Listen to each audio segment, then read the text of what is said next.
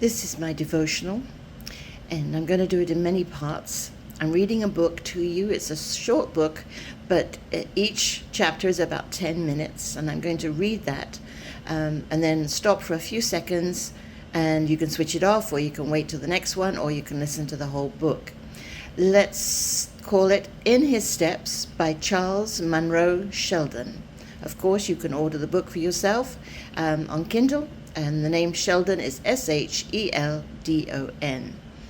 And I hope you enjoy it as much as I do. So, In His Steps, Chapter 1. It was Friday morning, and the Reverend Henry Maxwell was trying to finish his Sunday morning sermon. He'd been interrupted several times and was growing nervous as the morning wore away, and the sermon grew very slowly toward a satisfactory finish. "Mary," he called to his wife as he went upstairs after the last interruption, "if anyone comes after this, I wish you would say I'm very busy and cannot come down unless it's something very important." "Yes, Henry, but I'm going over to visit the kindergarten, and you'll have the house all to yourself." The minister went up into his study and shut the door. In a few minutes he heard his wife go out, and then everything was quiet. He settled himself at his desk with a sigh of relief and began to write. His text was from 1 Peter chapter 2:21. "For hereunto were you called, because Christ also suffered for you, leaving you an example that you should follow his steps." He'd emphasized in the first part of the sermon the atonement as a personal sacrifice, calling attention to the fact of Jesus' suffering in various ways, in his life as well as in his death. He had then gone on to emphasize the atonement from the side of example, giving illustrations from the life and teachings of Jesus to show how faith in the Christ helped to save men.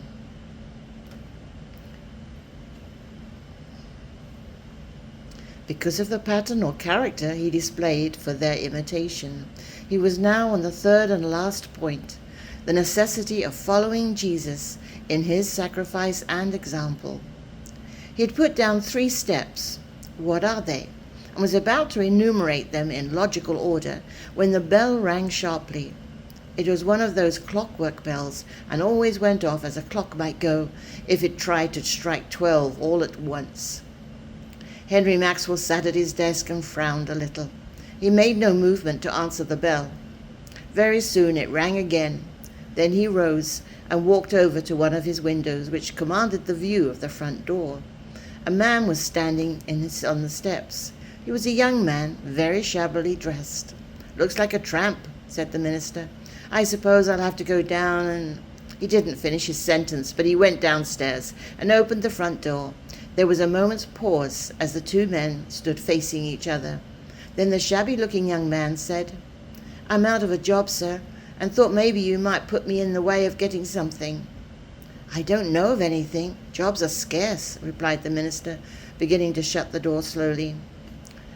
"I didn't know, but you might perhaps be able to give me a line to the city railway, or the superintendent of the shops or something," continued the young man, shifting his faded hat from one hand to the other nervously. "It would be of no use. You'll have to excuse me. I'm very busy this morning. I hope you'll find something.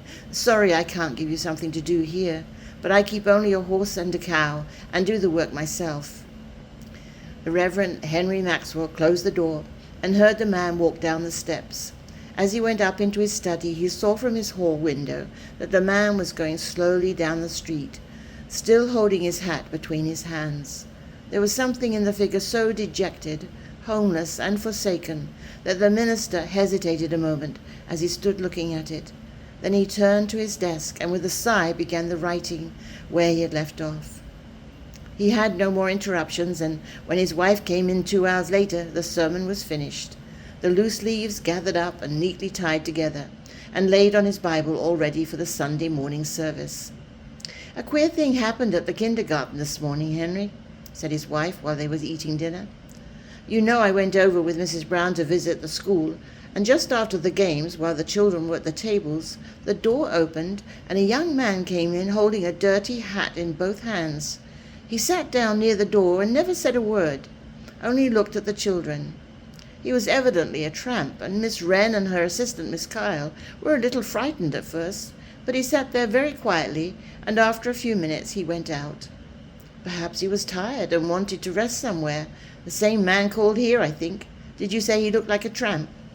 Yes, very dusty, shabby, and generally tramp-like. Not more than 30 or 33 years old, I should say. The same man, said the Reverend Henry Maxwell thoughtfully. Did you finish your sermon, Henry? His wife asked after a pause. Yes, all done. It has been a very busy week for me. The 2 sermons have cost me a good deal of labor. They'll be appreciated by a large audience Sunday, I hope, replied his wife, smiling. What are you going to preach about in the morning? Following Christ, I take up the atonement under the head of sacrifice and example, and then show the steps needed to follow his sacrifice and his example. I'm sure it's a good sermon. I hope it won't rain Sunday. We've had so many stormy Sundays lately. Yes, the audiences have been quite small for some time. People won't come out to church in a storm. The Reverend Henry Maxwell sighed as he said it. He was thinking of the careful, laborious effort he'd made in preparing sermons for large audiences that failed to appear. But Sunday morning dawned on the town of Raymond, one of the perfect days that sometimes come after long periods of wind and mud and rain. The air was clear and bracing. The sky was free from all threatening signs, and everyone in Mr. Maxwell's parish prepared to go to church. When the service opened at 11 o'clock, the large building was filled with an audience of the best-dressed, most comfortable-looking people of Raymond. The First Church of Raymond believed in having the best music that money could buy, and its quartet choir this morning was a source of great pleasure to the congregation. The anthem was inspiring. All the music was in keeping with the subject of the sermon, and the anthem was an elaborate adaptation to the most modern music of the hymn, Jesus, my cross have taken, I my cross have taken, all to leave and follow thee. Just before the sermon, the soprano sang a solo, the well-known hymn, Where he leads me, I will follow. I'll go with him all the way. Rachel Winslow looked very beautiful that morning as she stood up behind the screen of carved oak which was significantly marked with the emblems of the cross and the crown. Her voice was even more beautiful than her face, and that meant a great deal. There was a general rustle of expectation over the audience as she rose. Mr. Maxwell settled himself contentedly behind the pulpit. Rachel Winslow's singing always helped him. He generally arranged for a song before the sermon. It made possible a certain inspiration of feeling that made his delivery more impressive. People said to themselves they had never heard such singing. Even in the First Church, it is certain that if it had not been a church service, her solo would have been vigorously applauded. It even seemed to the minister when she sat down that something like an attempted clapping of hands or a striking of feet on the floor swept the church. He was startled by it. As he rose, however, and laid his sermon on the Bible, he said to himself he had been deceived. Of course, it could not occur. In a few moments he was absorbed in his sermon, and everything else was forgotten in the pleasure of his delivery. No one had ever accused Henry Maxwell of being a dull preacher. On the contrary, he had often been charged with being sensational, not in what he had said so much as in his way of saying it. But the First Church people liked that. It gave their preacher and their parish a pleasant distinction that was agreeable. It was also true that the pastor of the First Church loved to preach. He seldom exchanged. He was eager to be in his own pulpit when Sunday came. There was an exhilarating half an hour for him as he faced a church full of people and know that he had a hearing. He was peculiarly sensitive to variations in the attendance. He never preached well before a small audience. The weather also affected him decidedly. He was at his best before just such an audience as faced him now, on just such a morning. He felt a glow of satisfaction as he went on. The church was the first in the city. It had the best choir. It had a membership composed of the leading people, representatives of the wealth, society, and intelligence of Raymond. He was going abroad on a 3-month vacation in the summer, and the circumstances of his pastorate, his influence, and his position as pastor of the First Church in the city. It is not certain that the Reverend Henry Maxwell knew just how he could carry on that thought in connection with his sermon, But as he drew near the end of it, he knew that he had at some point in his delivery had all those feelings. They had entered into the very substance of his thought. It might have been all in a few seconds of time, but he'd been conscious of defining his position and his emotions as well as if he had held a soliloquy, and his delivery partook of the thrill of deep personal satisfaction. The sermon was interesting. It was full of striking sentences. They would have commanded attention printed. Spoken with the passion of a dramatic utterance that had the good taste never to offend with a suspicion of ranting or declamation, they were very effective. If the Reverend Henry Maxwell that morning felt satisfied with the conditions of his pastorate, the First Church also had a similar feeling as it congratulated itself on the presence in the pulpit of this scholarly, refined, somewhat striking face and figure, preaching with such animation and freedom from all vulgar, noisy, or disagreeable mannerisms. Suddenly, into the midst of this perfect accord and concord between preacher and audience, there came a very remarkable interruption. It would be difficult to indicate the extent of the shock which this interruption measured. It was so unexpected, so entirely contrary to any thought of any person present, that it offered no room for argument or, for the time being, of resistance. The sermon had come to a close. Mr. Maxwell had just turned the half of the big Bible over upon his manuscript and was about to sit down as the quartet prepared to arise to sing the closing selection. All for Jesus, all for Jesus, all my being's ransomed powers, when the entire congregation was startled by the sound of a man's voice. It came from the rear of the church, from one of the seats under the gallery. The next moment the figure of a man came out of the shadow there and walked down the middle aisle. Before the startled congregation fairly realized what was going on, the man had reached the open space in front of the pulpit and had turned about facing the people. "I've been wondering since I came in here," they were the words he used under the gallery, and he repeated them, "if it would be just the thing to say a word at the close of the service. I'm not drunk and I'm not crazy and I'm perfectly harmless, but if I die, as there is very likelihood I shall in a few days, I want the satisfaction of thinking that I said my say in a place like this and before this sort of a crowd." Henry Maxwell had not taken his seat, and he now remained standing, leaning on his pulpit, looking down at the stranger. It was the man who had come to his house the Friday before, the same dusty, worn, shabby-looking young man. He held his faded hat in his two hands. It seemed to be a favorite gesture. He had not been shaved, and his hair was rough and tangled. It's doubtful if anyone like this had ever confronted the First Church within the sanctuary. It was tolerably familiar with the sort of humanity out on the street, around the railroad shops, wandering up and down the avenue, but it had never dreamed of such an incident as this so near. There was nothing offensive in the man's tone or his manner. He was not excited, and he spoke in a low but distinct voice. Mr. Maxwell was conscious, even as he stood there, smitten into dumb astonishment at the event, that somehow the man's action reminded him of a person he had once seen walking and talking in his sleep. No one in the house made any motion to stop the stranger or in any way interrupt him. Perhaps the first shock of his sudden appearance deepened into a genuine perplexity concerning what was best to do. However that may be, he went on as if he had no thought of interruption and no thought of the unusual element which he had introduced into the decorum of this first church service. And all the while he was speaking, the minister leant over the pulpit, his face growing more white and sad every moment.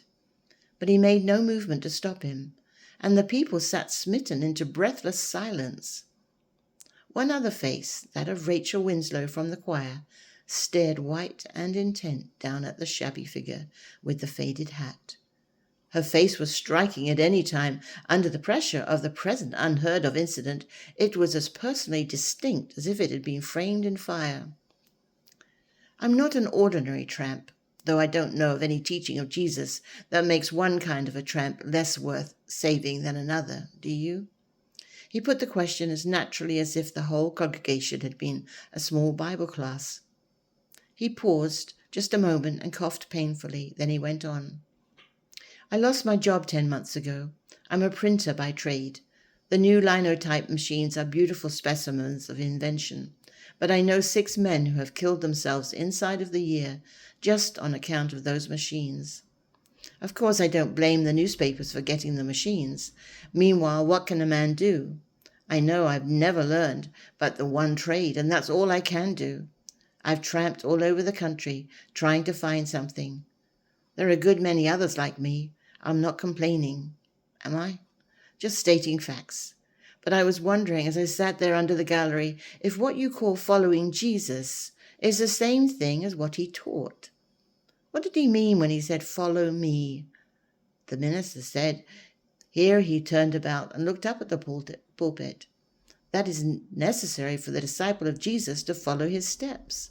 And he said the steps are obedience, faith, love, and imitation. But I did not hear him tell you just what he meant, what to mean. That to mean, especially the last step. What do you Christians mean by following the steps of Jesus? I've tramped through the city for 3 days trying to find a job, and all that time I've not had a word of sympathy or comfort, except from your minister here, who said he was sorry for me and hoped I would find a job somewhere. I suppose it's because you get so imposed on by the professional tramp that you've lost your interest in any other sort. I'm not blaming anybody, am I? Just stating facts. Of course, I understand you can't all go out of your way to hunt up jobs for other people like me. I'm not asking you to. But what I feel puzzled about is what is meant by following Jesus. What do you mean when you sing, "I'll go with him all the way"? Do you mean that you're suffering and denying yourselves and trying to save the lost, suffering humanity just as I understand Jesus did? What do you mean by it? I see the ragged edge of things a good deal. I understand there are more than 500 men in this city in my case. Most of them have families. My wife died 4 months ago. I'm glad she's out of trouble.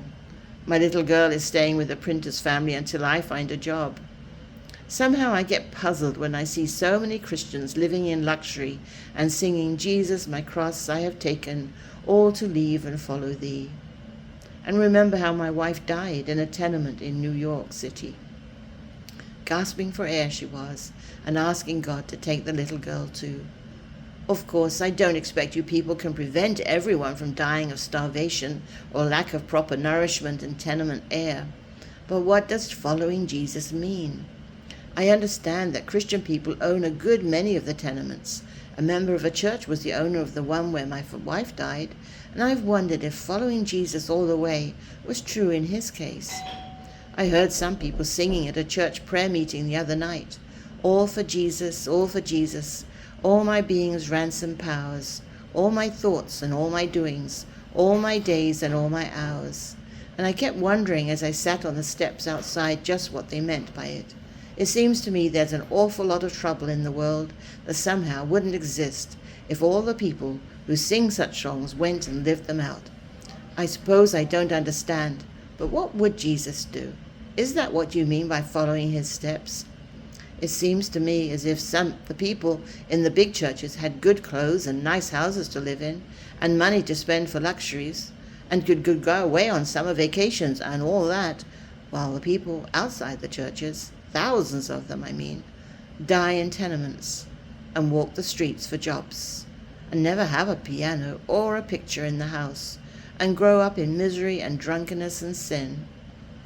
The man suddenly gave a queer lurch over in the direction of the communion table and laid one grimy hand on it. His hat fell upon the carpet at his feet. A stir went through the congregation.